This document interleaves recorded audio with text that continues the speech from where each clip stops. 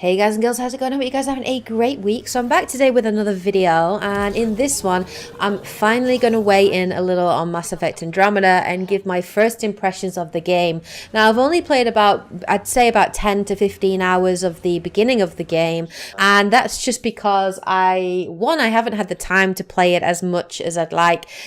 Also, I've had to restart the game like 2 or 3 times just because of choosing the look of my character. So this is not a full review at all. I will be doing a full review of Mass Effect Andromeda once I've finished the game, completed the story, the side missions, done everything that I can do in it. This is just my preliminary first impressions, what I genuinely think of the game, having played the first 10 or 15 hours. So just bear that in mind, guys.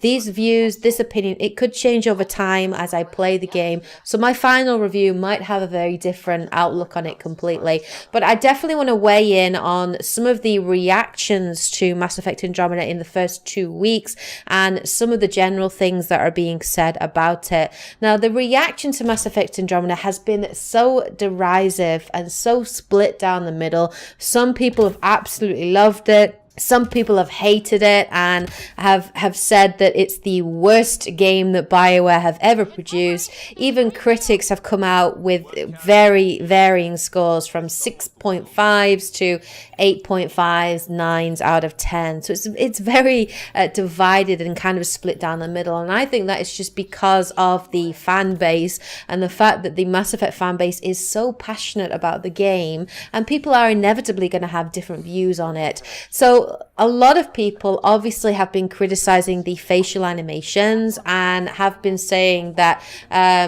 these animations are so terrible that it's caused them to cancel their pre-order, to return the game and refuse to play it anymore. So what's my opinion on the facial animations? Well, while I can see where some people are coming from, and I don't think that the facial animations are as good as they could be, especially when we consider that Andromeda has been released almost 5 years after the release of Mass Effect 3, you would be expecting a higher quality of facial animations than we've otherwise gotten in Andromeda. So I can completely agree with that. I do think when we've seen games like The Witcher 3 and Uncharted 4 and so many of these games which have, really good facial animations, I think I can see where people are coming from, why they're not happy. And I do think, the problem with the facial animations is that it's not consistent throughout the game. There are parts in the game that the facial animations are fine in the cutscenes, and, Femme Ryder is expressive, and you can really see the emotions being translated through her face. And there are other parts in the game where Ryder and her companions and also the NPCs just look like wax dolls. There's no facial expression, there's no emotion, their eyes look almost dead, and the textures look really, really basic. And I think it's that lack of consistency that really pulls you out of the game sometimes, especially when it comes to certain cutscenes. And, I think in some ways Mass Effect 3 was better in some ways regarding the facial animations, but I do hear that it does improve as the game progresses and as you play through the story. So I'm going to hold off my full judgment on it until I finish the game. But what I will say is I think to a degree they're not as bad as people are making out. Yeah, they're not great, and yes, I think that BioWare could have spent a lot more money on things like facial and motion capture so that those animations are more natural. I absolutely agree with that, and I feel like they should have been spending more money on that than they had been spending on things like advertising or multiplayer or whatever else, especially given the fact that Mass Effect Andromeda, it's an RPG and a story-driven RPG at that point. Facial animations is really crucial and really important. So yeah, I agree that it's not perfect and it's not great, but it doesn't break the game for me, guys. This is not to the same level that the facial animations was in, say, Assassin's Creed Unity, where it absolutely broke the game, and there were glitches in that game that caused characters' faces to completely disappear. It's not like that at all, and it doesn't spoil the game for me. It doesn't spoil my experience. I've still been able to really enjoy the first 10 to 15 hours of the game. I think the voice acting is good, the music is great, and yeah, while while the facial animations are not great, and that probably is the weakest part of the visual design of it, the environments are amazing. They're beautiful. The new alien races that we've been introduced to are really, really interesting in their design. And even some of the alien characters that we've seen, they look better often than a lot of the human and the Asari characters. Drac, the Krogan, looks brilliant. I love Vectra's facial animations and design. I think the Ket look great too. I think the problem is whoever was animating the human characters, whatever team was working on that, really should have focused a lot more on them. And I think the reason for that is because the game is so big. Mass Effect Andromeda is such a huge game. It's so different to other games like Uncharted 4. You almost can't compare the two, because Uncharted 4 has a particular looking character, and you can't change his face. It's same with Geralt of Rivia. He, again, you can't change his face. You can't customize that character. So that means that it's much easier for the developers to do facial and motion capture, so that you can literally capture off of an actor, so that it looks like them. But when you introduce character customization and the ability to customize your own face in very nuanced ways, it is going to change how those facial animations work based on, the size of the nose, or where the chin is, or what the lighting is, or what skin color you choose, or what hair color you choose. All those things are going to have a ricochet effect on facial animations. So I think it's a little bit unfair to BioWare to be comparing the facial animations of Andromeda to games like Uncharted 4, because it's easier almost to do the facial animation in that. You also have to consider the size of the game as well. In Mass Effect Andromeda, you are talking about not only the main story, but the side missions. And the thing is as well, with so many choices that you can make in conversation trees, and it's a lot of content to have to animate. And I'm not making excuses for BioWare at all, but I can understand why there is a huge degree of challenge and a difficulty for developers that are working on RPGs the size of Mass Effect Andromeda. And I think, probably what they've done is they've prioritized certain scenes. So certain main quest storylines might have better animations, better lighting than, say, a small side quest that you do with a random NPC that you meet in a world. And I think that's where the lack of consistency comes in, just because of the sheer size and scale of Andromeda. And you find this in a lot of big RPGs, like Skyrim, for example, was exactly the same. Fallout 4 was exactly the same. The facial animations in that were not fantastic, and that is because of the size of the game. So you can definitely see both sides to it, but I don't think it's fair to compare it to other games like Uncharted 4 or Metal Gear Solid 5, those kinds of games. And that's my general thoughts on the facial animations in Andromeda. So for me, it hasn't spoiled my enjoyment of the game, and I think because the voice acting and the music is so great, and the environments are beautiful, it's such a gorgeous game. It really is, especially when you're playing it on a big TV.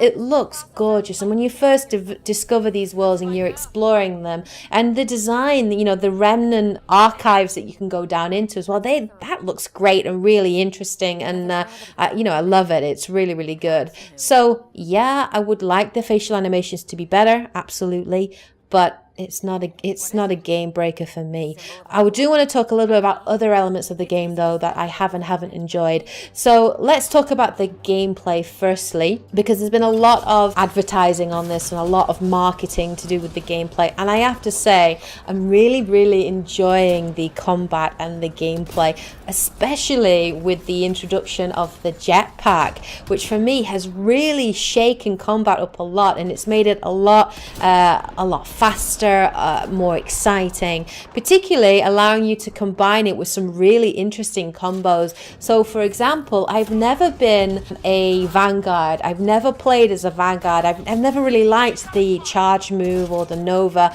because I always felt that it put you at risk, and I'm always a kind of player that I like to weaken my opponents first before going in for the kill. I'm more of a strategic kind of combatist. And so what I love about the jetpack is you can be incredibly reckless. You can use it in a stealth way if you want to, but you can also use it to sort of, you know, charge in with a shotgun, you know, knock the enemy back, shoot them with your shotgun, and then use your jetpack to dash back out of there. And it makes the combat really fun, and I'm really enjoying it. I'm also really enjoying the ability to switch between powers, which is allowing me to experiment with certain combinations that you couldn't do before, and I'm really enjoying that aspect of the game as well. What I will say is one thing that I think is weaker in Mass Effect Andromeda that I'm not enjoying as much is your ability to control your companions. You can only give very limited orders to your companions to, you know, focus on a particular target, or move to this location, or hold point, or, you know, rally on you, those sorts of you know, controls. What I really miss is the ability to pause the screen, not only on your own abilities, but also on your companions' abilities. I miss the ability to be able to work with my companions and have them set up and prime combos for me. Like, for example, you know, Liara's singularity, and using that with my own biotic abilities to work as a team. And I really miss that element of it in the combat. And I think in a way that is that's almost something that's worse about Andromeda compared to the trilogy. So I would like to see that back, and as well, I kind of miss having a wider range of abilities. I don't like only having the 3 abilities to choose from. Again, it's exactly like the multiplayer, and it makes sense because this is coming from the team that built and developed the Mass Effect 3 multiplayer. So obviously they're heavily influenced by that. But I think in an RPG, only being able to have 3 abilities at any one time is quite limiting. Now, yes, you can switch between your different profiles, and so you could effectively have 12 abilities stacked up together. But yeah, I don't know. I like the ability to sort of pause the screen strategically and place moves and prime things how you want it. So that tactical side of the combat is really sort of missing for me. And you know, I kind of wish they still had that in there. But I do like the weapons. I like the armor, the look of it, the feel of it. Combat feels very natural. It feels very fluid, fast, exciting. Exactly what you would be expecting from the makers of the multiplayer in Mass Effect 3.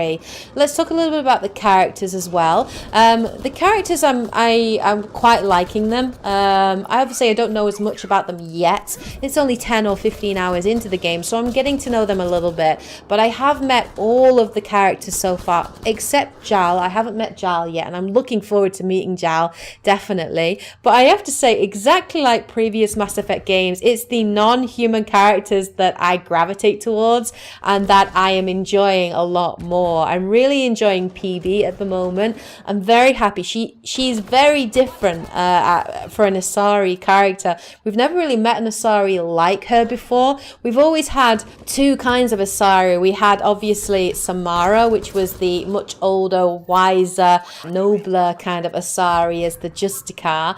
We've had Arya T'Loak, who's very, very dark and very cynical. And then obviously we had Liara, who's quite young and naive and you know, good-spirited, good-willed, and very intelligent, but also very, very shy. So PB's very interesting because she's almost a cross between Liara, because she has the intelligence, you know, that Liara had, but also she's got that spark to her and that comedy and that cheeky streak that we're used to with Arya a little bit. So I like her balance, and she's very new and different, and you know, I'm really looking forward to getting to know her a lot more. And I found her quite funny and amusing, and you know, I'm really enjoying that. I love Drac. I really like Drac because I'm a massive fan of the Krogan, and I can't wait. I love the fact that he's an older Krogan as well, so I'm really interested to find out more about him. Really liking Vetra a lot, and I'm interested to learn more about her. So it's all the non-human characters that I'm obviously gravitating a lot more towards, which is hilarious.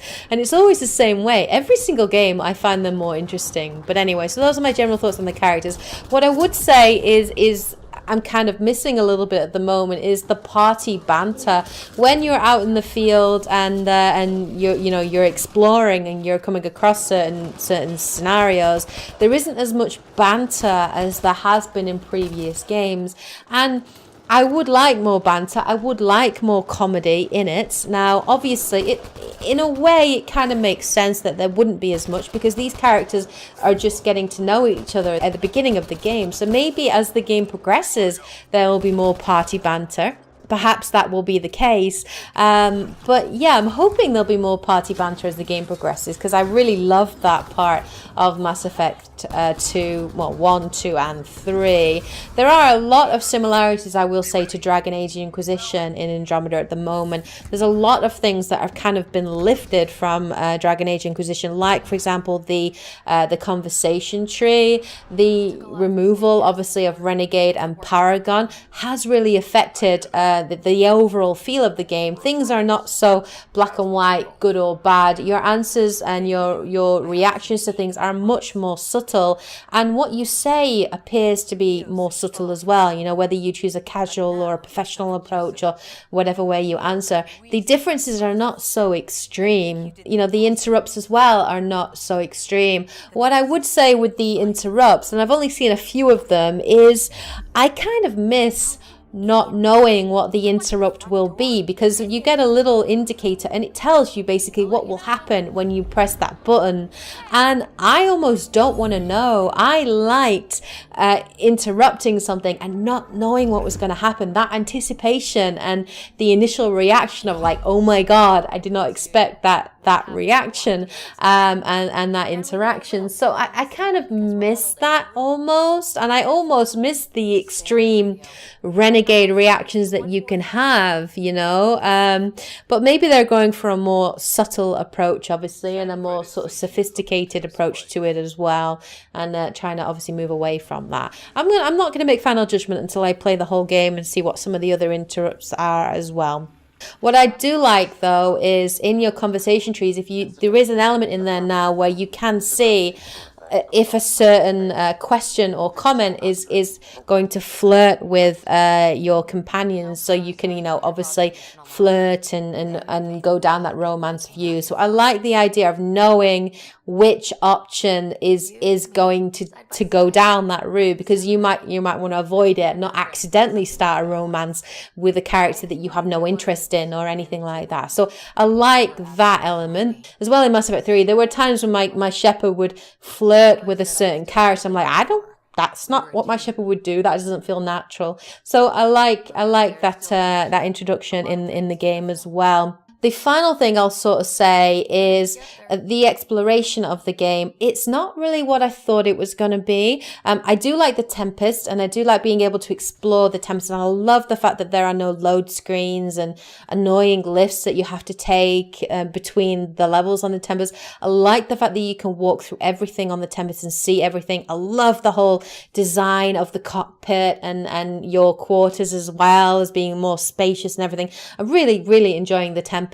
And it's really cool. The galaxy map is really cool, and the way that you traverse between different sort of clusters is really interesting as well. But what I will say is, I think, at least, I don't know because it's still only 10 or 15 hours in, but it feels like the exploration in the game is not as big as BioWare was making out, or it feels that way to me. A lot of the time when you go to a system, there might be only like one planet in that system that you can actually land on, and most of the time the other planets and everything, you're just scanning for resources and sending a probe. So it doesn't feel that different to like Mass Effect 2 and Mass Effect 3. It feels very similar in that way, and it doesn't feel like as free in terms of exploration as you kind of would be hoping it is. So it's definitely not anything like No Man's Sky. It isn't like that at all in terms of exploration.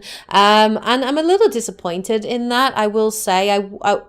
I feel very sort of like you're kind of almost being directed to where you can and cannot go. As well, it's the same when you go on a planet and there's like different levels of radiation, you know, level 1 to level 3. So obviously you have to wait until you level up and you do all these side missions before you can go back to a particular area and explore it. And maybe that's where the exploration comes in the game, by revisiting planets at a later point in the story. Possibly that is what BioWare are going for. So those are just generally some of my thoughts on the game so far. What I will say is I think the reaction to Mass Effect Andromeda and some of the criticisms have been a little unfair and a little bit overly critical. I think if you've played the full game, if you have played the whole story, the side missions, the multiplayer, and you've done a full playthrough of the game and you don't like it, absolutely fine. Your opinion is perfectly valid. If you don't like it, you will have your reasons for it.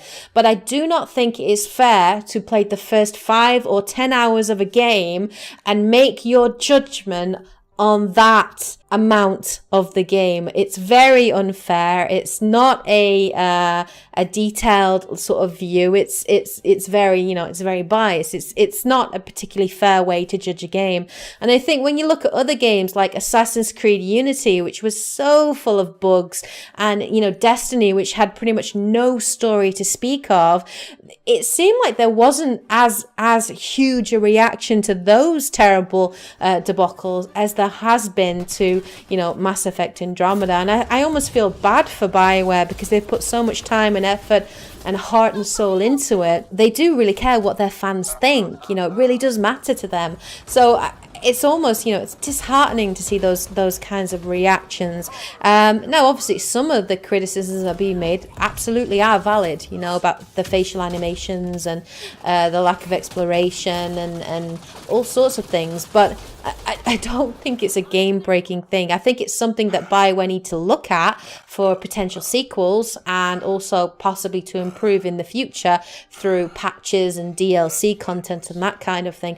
Absolutely, criticism is healthy, and it is what developers need in order to know what to do to improve on it. But I don't think people should be reacting in such an extreme way as they have been, and I think it's been a little bit immature, really, in their reaction. And I'm going to be incredibly unpopular for saying this. I know I'm going to get a lot of people hating on this video, and I get it. It's because Mass Effect fans are so passionate. I'm the same. This is my favorite franchise. I'm so passionate about Mass Effect. Of course, I want the game to be amazing and perfect, but I understand that sometimes your expectations can be a little unrealistic, and that there are limitations on developers in terms of, you know, time. If they've been spending 10 years making this game, then of course it's going to be amazing and it's going to look amazing, but there are pressures on them from producers, and we need to bear that in mind on the size and scale of this game, what the overall game is like in comparison to other games out there, you know, of a similar yoke. So I think people just need to sort of wait, bide their time. Now, if you're not sure in the game and you're not happy with what you've seen, don't buy it. That's totally fine. Wait till the game's been out for a few months. Wait till all those patches have come out, the game's come down in price, and then maybe get it then at that point. But if you've just started the game and you're not sure, my advice to you guys is don't give up. Give it a chance. Keep playing the game. If you get 30 hours into the game and you're like, nope, this is still not for me, fair enough, you know, but after the first 3 to 5 hours, you barely scratch the surface. So just give it time, give it chance, and once you get to learn and know these characters and play the story, I'm sure you'll come to really enjoy the game. At least I hope you will do. But anyway, those are my thoughts on Mass Effect Andromeda so far. Let me know what you guys are thinking of the game as you're playing it. Are you enjoying Andromeda? What do you think of all the reactions to it? Let me know in the comment section below. Anyway, I hope you guys have a great week. thank you for listening to my thoughts and my rant and my opinions on the game. If you don't agree with what I said, that's perfectly fine. I don't expect everybody to agree with me. And in fact, I'd love to get some kind of dialogue going in the comment section. I would really find that very interesting. But anyway, I hope you guys are having a great week. Take care. And as always, happy gaming. And I'll see you in Andromeda.